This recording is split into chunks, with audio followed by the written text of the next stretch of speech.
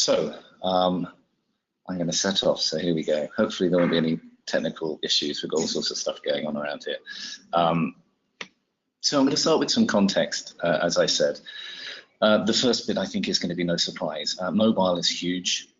There are now around 2.5 billion mobile devices, smart devices globally, versus 1.5 billion personal computers. So it really is now the most important computing platform. What's probably more surprising is the amount of time people are spending on mobile phones. So this is a statistic that came from Flurry, who are an analytics provider, and they're now saying that the average American smartphone user spends around 5 hours a day using their phone, which is up 20% from a year ago. So these are really, really big numbers. And just the surprising 4 hours, 36 minutes of those 5 hours are spent in apps. So this idea that apps just aren't working is a bit of a fallacy. I think there are certain apps that are having real problems, but apps as a whole are by a very, very long way the primary way that people are engaging with mobile. And so from that, 8% of the total usage is through mobile browsers, through mobile web, so through Chrome and Safari and so on, and that's down from 14% a couple of years ago. So the trend is actually currently that apps are becoming more and more important rather than less important, again, in terms of mobile engagement. Another really interesting statistic, and this is one from our own system, so we have one of our customers, which is a daily newspaper, is getting on average 24-minute session duration. So these things are really sticky. This isn't just jumping in and out. This is a considerable amount of time people are spending inside apps once you get them in there. So it's pretty clear that mobile apps are extremely important. And on top of that, you know, when you look at Apple and the way that they're set up, they really do have an interest in apps' continued dominance because they control that ecosystem in a way that they really don't control the mobile web. So everything that they do in terms of these devices and their operating system iterations is to make apps continuously better and better so that they can retain control of that ecosystem and make sure that it's a buoyant one. But of course there's a catch, and it's the obvious catch, and again it's something we probably all know, which is that a huge amount of that time in apps is spent on social media platforms. So 36% at the moment of those 5 hours is spent on social media. Half of that belongs to Facebook with their various properties.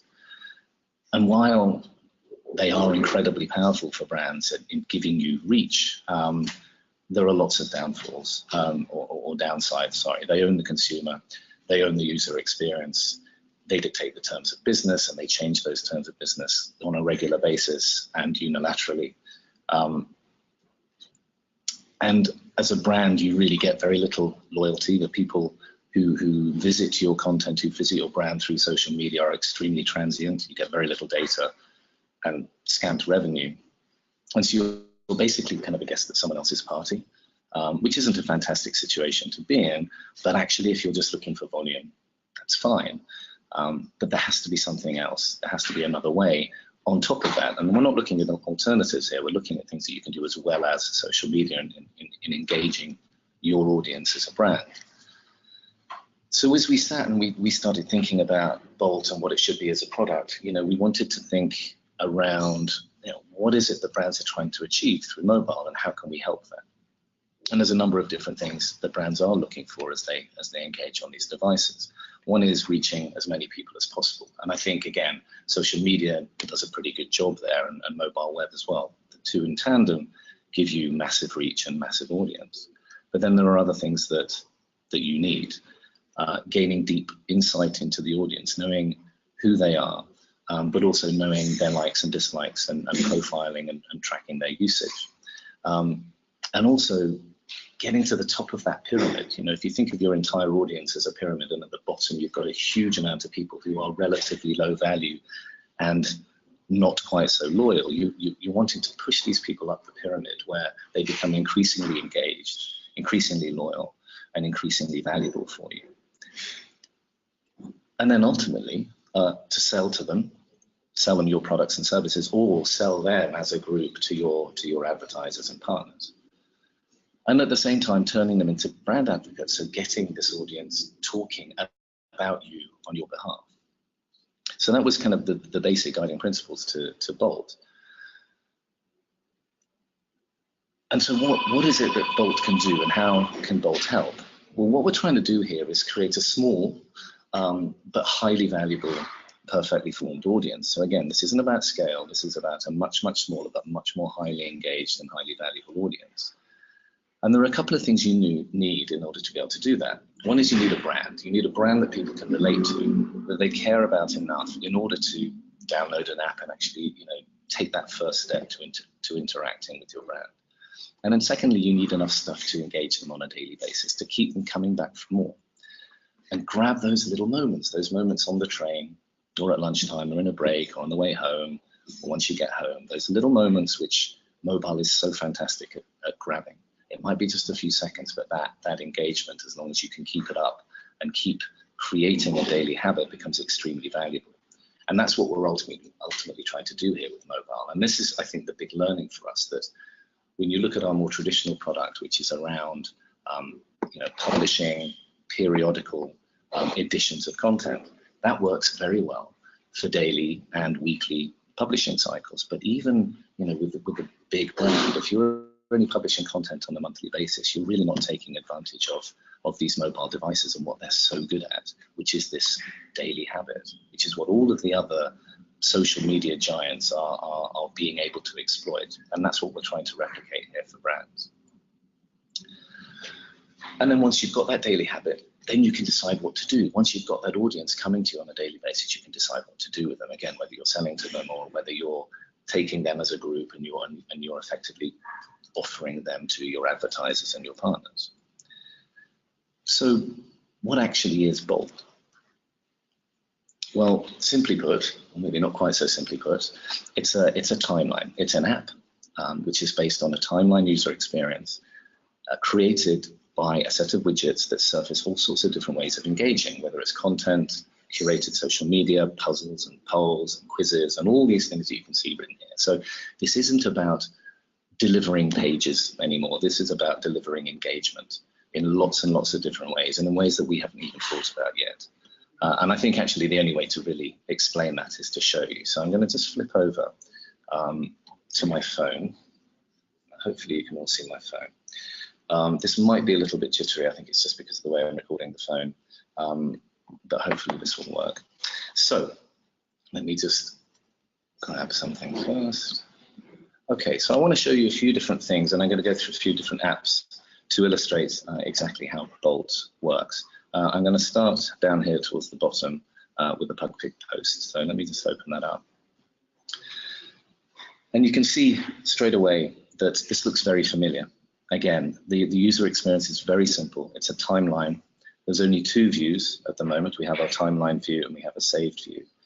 And the timeline is made up, as I mentioned before, of these different widgets. And each widget delivers a different experience. So you can see at the top here, I've got an event widget. I've then got curated social media, in this case, Twitter. I've got an article widget and a whole load of other things. And I'm going to explain a bunch of these as we go through. So let's start at the top. So here's an event. In fact, this is today's event. We created that as a widget. We stuck it on the timeline, and you can view that event in your calendar. The reason it says view is because it's already in my calendar. Had it not been, it would have given me a prompt to add the event to my calendar. So immediately you've got that integration with the device. Here through social media, I've got a tweet which was curated into the timeline. And the whole point here is it's kind of the opposite to social media. So where with social media as a user, I'm doing all of the curation myself. The whole point here is that I'm going to a brand because of their editorial intent, because of what they've got to offer me. And so it's the brand who's curating this content into the timeline on my behalf.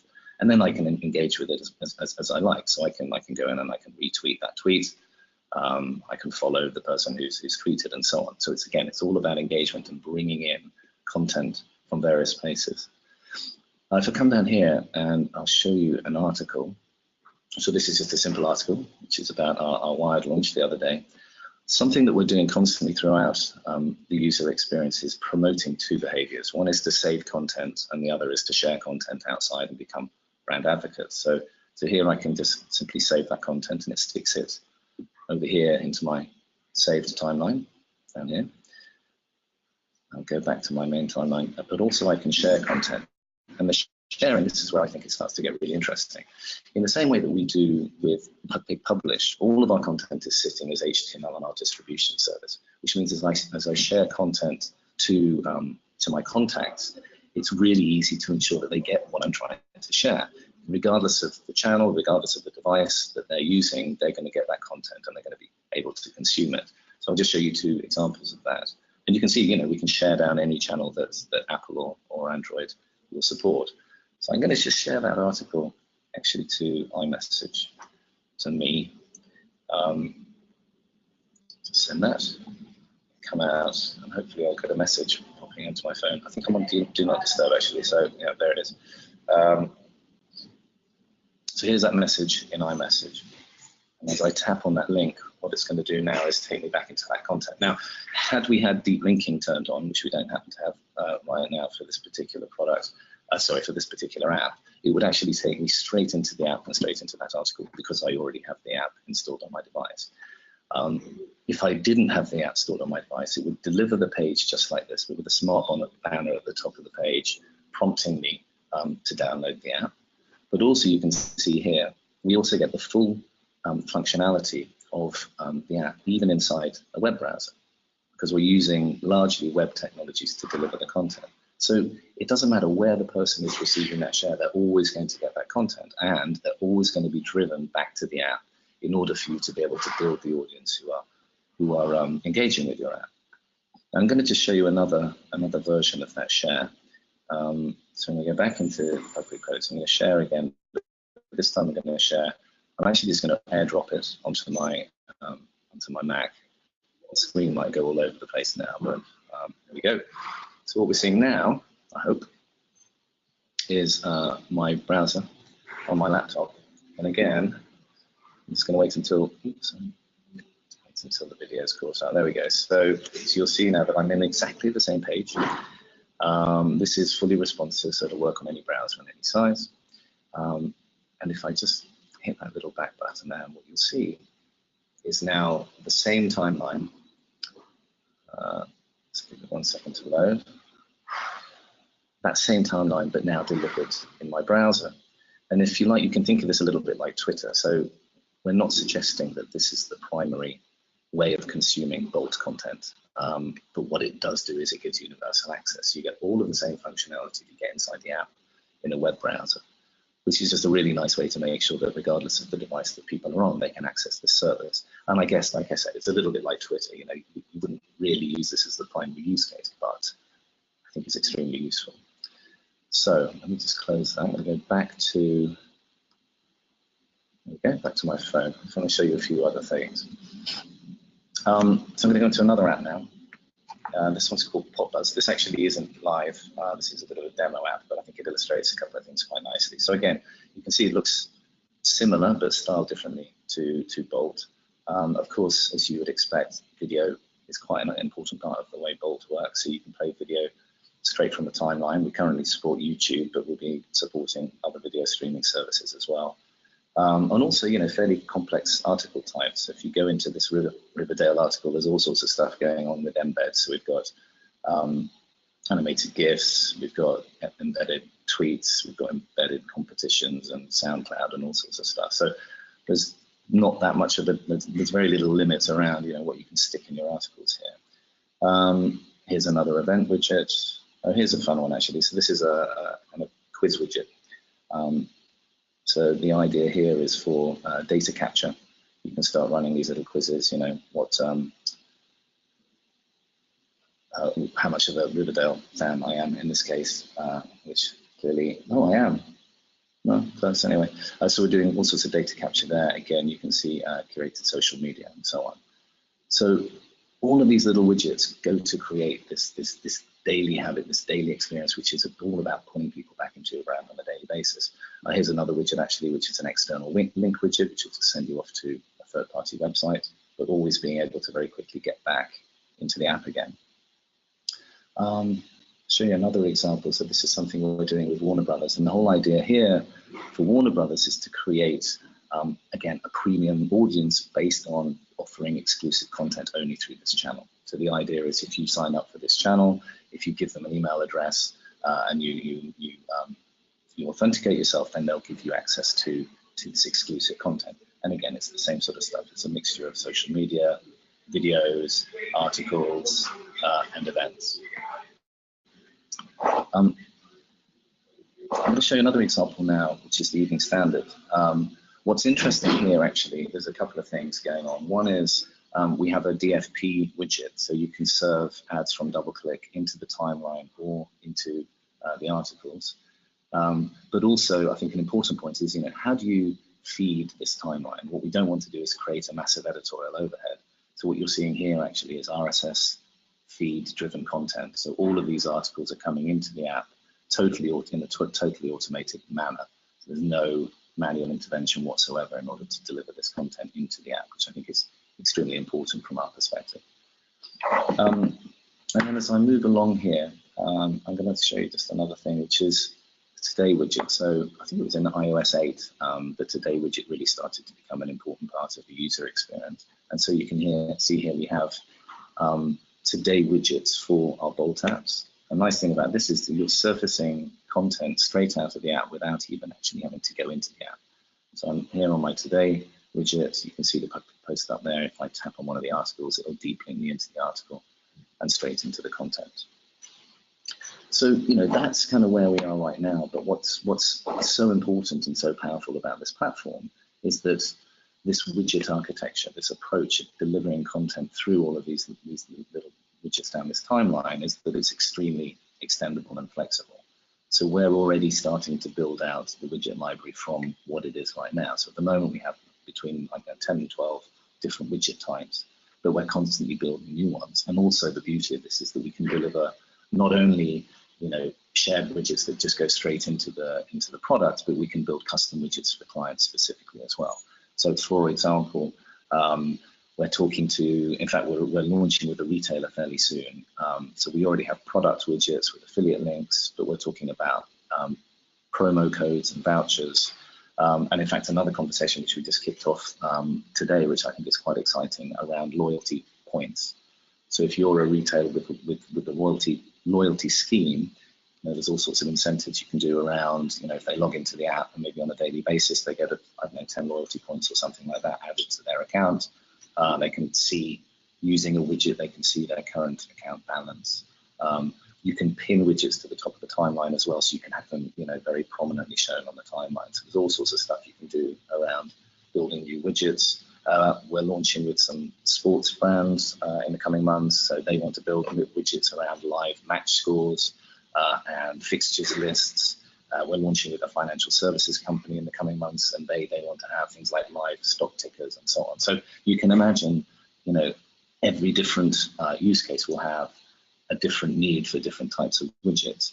And whereas in, I guess, our more traditional publishing world, it was a fairly constrained user experience. You're downloading an edition of content, you're reading it cover to cover, you can add video and audio and so on, but it is a somewhat prescribed user experience. I think what's so exciting about Bolt is we're going to be building widgets that we have no idea about right now, and I think it's going to take us in all sorts of directions that we haven't even thought about yet. The other sort of widgets we're thinking about, if you think about publishing brands, this is not necessarily, in fact, I think in most cases this will sit alongside an edition-based app. I think for some publishers, they might want to move away from edition-based and this will replace it. But I think for many publishers, they'll keep their weekly or daily or monthly edition, and what they'll do is use this as the way to engage on a daily basis.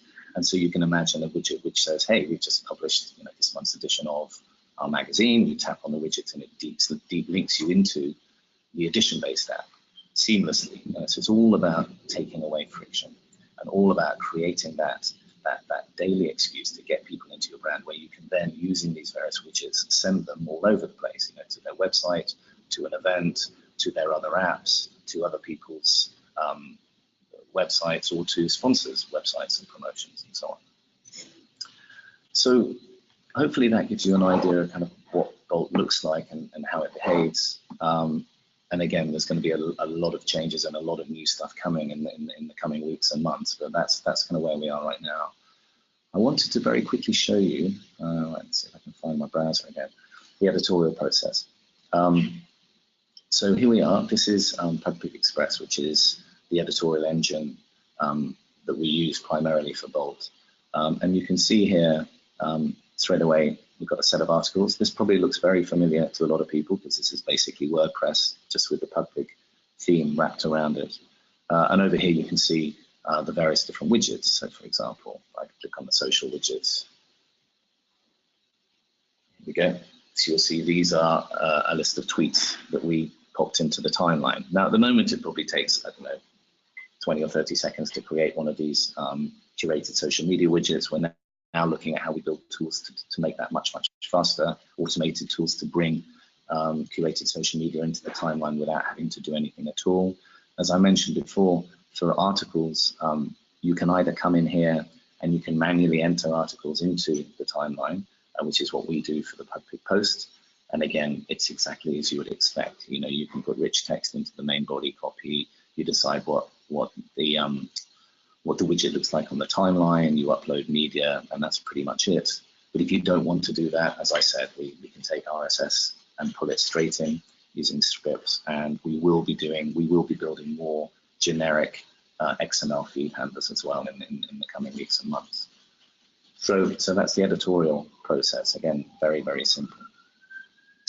Okay, I'm going to go back to our deck, because I know we've only probably got about 5 minutes left, and then we'll go to questions as well.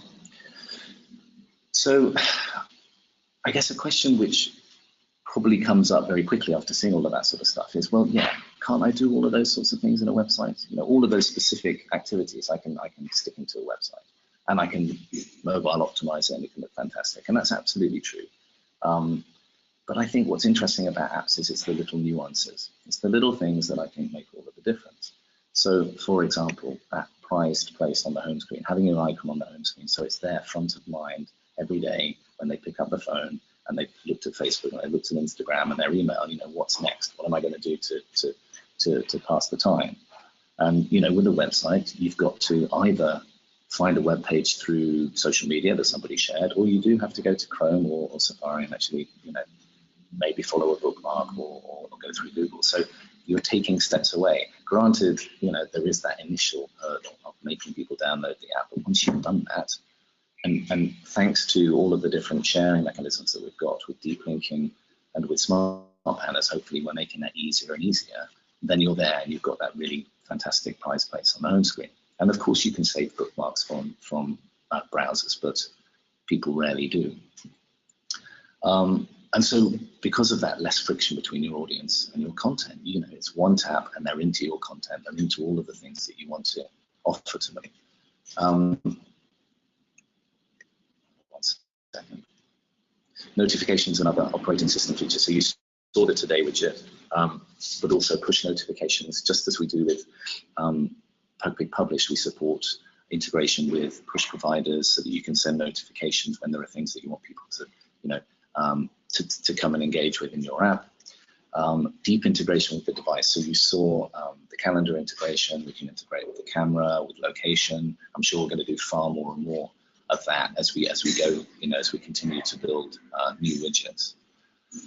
Also seamless social sign-in, because, you know, most of the people who have a mobile phone are probably already logged into Facebook and possibly already to various other platforms like LinkedIn and Twitter, and so we can use their APIs in order to integrate social sign-in into the apps and therefore start harvesting all sorts of information, obviously providing there's an appropriate quid pro quo and providing that your audience are happy to do that. And of course, a more delightful user experience. You know, we can build stuff in apps that is just a little bit nicer than the web. And again, it's not going to be black and white. It's not going to be totally different, but it's good enough. It's different enough for people to want to use it. And this is only relevant if they're doing this on a daily basis. If people are interacting with your content on a monthly basis, I think all of these arguments pretty much go out the window. But if you're getting people to interact with your content on a regular basis, then these all make a difference. And also you're there when people want you. So rather than kind of stuffing people's timelines on social media with your content, you're there when they want to interact with you because they'll come to you. And we're not talking big price tags here. I mean, you know, these apps, I think, to build custom, you know, probably would be around 50 to 100 grand or something like that. But, you know, because we're able to build this as a platform, our pricing starts very, very low. So £10,000 or $15,000 gets you up and running and supported and running for a year. And so, you know, these are not big numbers that we're talking about. And I think if it's a simple implementation, we can get you up and running in a few days as well. Things like the PubPic post and apps we're working on at the moment, it's really very little effort, both from, you know, your side as a brand and also our side in terms of getting you set up and getting the app created and getting it submitted. Oh, and yes, and there's a really interesting project underway right now. Excuse me, I'm just going to blow on it. Where we've been working really closely with Amazon, who are really keen on getting people's brands onto their ecosystem, onto Fire TV. And what's fantastic about Bolt is that it's moved us, again, away from this kind of page-based architecture to something far more general. And I fully envisage, actually probably in the next couple of months, seeing video-only Bolt apps, or maybe a mixture of video and social media, not a page in sight. And as soon as you start doing that, then, you know, you can imagine integration with these TV platforms starts to look really interesting. Because with the same editorial workflow, using the same products, we can create branded apps on TV platforms as well. You know, once you start putting paywall in front of that, which I didn't really discuss actually. So the other thing that we're building right now is the freemium version of Bolt, so that some content can be free, some content can be paid, and you can unlock that content either through email harvesting or through subscription or through authentication or through in-app purchasing. So it's a really nice new way of building niche product around content, and then potentially putting subscriptions around that and having a direct revenue stream. So I think the Amazon Fire TV is going to be really interesting. And ultimately, you know, the other guys don't rely on mobile web. You know, Facebook have an app for good reason. Instagram have an app for good reason. And I think that good reason is that when people are interfacing and engaging with your product on a daily basis, it's what they expect, and it gives them a significantly better user experience. So, in summary, mobile is huge. I guess that's pretty obvious. Apps are still where it's at, which I think maybe is less obvious, but it really is all about apps still. And I know from a publishing standpoint, apps have been disappointing, but I think my personal opinion is that's because the user experience that we've designed for apps, traditionally for publishers, has worked really well for certain types of publisher, i.e. those publishing on a daily or a weekly basis, and far less well for publishers who are publishing less regularly. And while social is really vital for reach, you still need your own place if you want to engage your premium audience, and it's worth investing in that to sit alongside your social media strategy, because you can't just totally at the mercy of all of these other big players. And it's a lot easier probably than we all thought. So that's the canned bit. I see some questions have come through. So I'm just going to quickly tackle those. Let me see. Okay. Right. Are there any plans to integrate this app into the existing weekly app? Yeah, good question, actually. So at the moment, the existing edition-based app, PubPic Publish, does have a live feed element to it. So you can, with PubPic Publish, you can either be edition-based or live, or both edition-based and live. So there already is in Publish something similar to Bolt, but obviously it's far more simple because it's purely article-based. We are actually talking right now about what we do with Bolt and Publish, you know, in the future months. And I think we definitely have a desire to see whether we can take Bolt and actually fully integrate it into Publish. So it would become the continuous publishing UX within Publish. So you could either have Bolt as an app on its own, or you could have Publish with your editions and then Bolt as a kind of as a feature within Publish. It's definitely not being worked on right now, but it's something that I think we're quite keen on doing. You know, it actually helps us in any case because it reduces the amount of code bases that we're managing. So I think the answer to that is yes, most probably. Will the app be for free content, or can you make this a subscriber product? Yeah, for sure. At the moment it's free, but we're actually, right now, we're going through the use of the UX to define how we manage, you know, free, freemium, and entirely kind of unlocked or paid content. So part of it is, you know, how do we lock certain types of content? How do we mark content as free and content as locked? And then how do we unlock that content in various different ways, either through, as I said, kind of getting an email address and then unlocking the content, in-app purchases for subscriptions, or authenticating yourself as a member or as a subscriber, as we do with the published product. So that definitely is coming fairly soon. Can you pin apps to the top of the stream for a period? You can certainly pin widgets to the top of the stream. Yes, absolutely. So we have this idea of a pinned widget. So for example, one of our publishers wants to have a TfL, Transport for London widget, which shows you the tube status, and we would pin that to the top of the timeline for the morning and for the evening commute, for example. What metrics can you deliver? Yeah, quite significant. We are integrating with Firebase and Google Analytics. So we'll pretty much get all of the analytics that you would expect around engagement, you know, what content is the most popular, what we even want to know, you know, how far down the timeline do people go, how long are people spending in the app, all of the analytics that you would expect we are right now building into the platform. Do we have a working Bolt app in the App Store? Yes, we do. If you search for PugPig Post in the App Store, that's live. It's a slightly older build, but we also have, and I'm not sure I can, well, I guess I can mention it because they're our launch partners. We do have some kind of proper named apps launching in the coming months. So we have Warner Brothers, we have the Evening Standard, and we have Pop Bitch, and actually quite a few others that are in the pipeline. And as they launch, we'll be announcing them on our blog and through Twitter and so on. And actually the PugPig Post app, for us, it really is just, you know, a nice test app for us to be able to kind of understand the product and get to grips with it. But it is a nice way of us communicating exactly those sorts of things. So if you download the PugPig Post app, you'll always know kind of what we're up to. Okay, it looks like there are no more questions. I'll give you a couple of seconds more if you've got one more question that you want to add, but if not, I think we're pretty much done. So that just leaves me to thank you for joining us. We've been recording this, so we're going to post this, actually, funnily enough, in the PugPig Post Bolt app. So if you have colleagues who missed it, or if you want to watch it again, which obviously you will, you're very welcome to. And yeah, just come to our website and you'll be able to find it there. We'll also mail out to everybody who was on this webinar, so you've got access to that. And if you've got any other questions, or if you want to get in touch and actually talk about trying stuff out, you know, as we always used to with PugPig Publish, we're always very happy to, you know, work with you to create demo apps, and so you can actually see your content in a branded Bolt app and see if it makes sense to you. So thank you very much, and at that I will say goodbye. Thank you.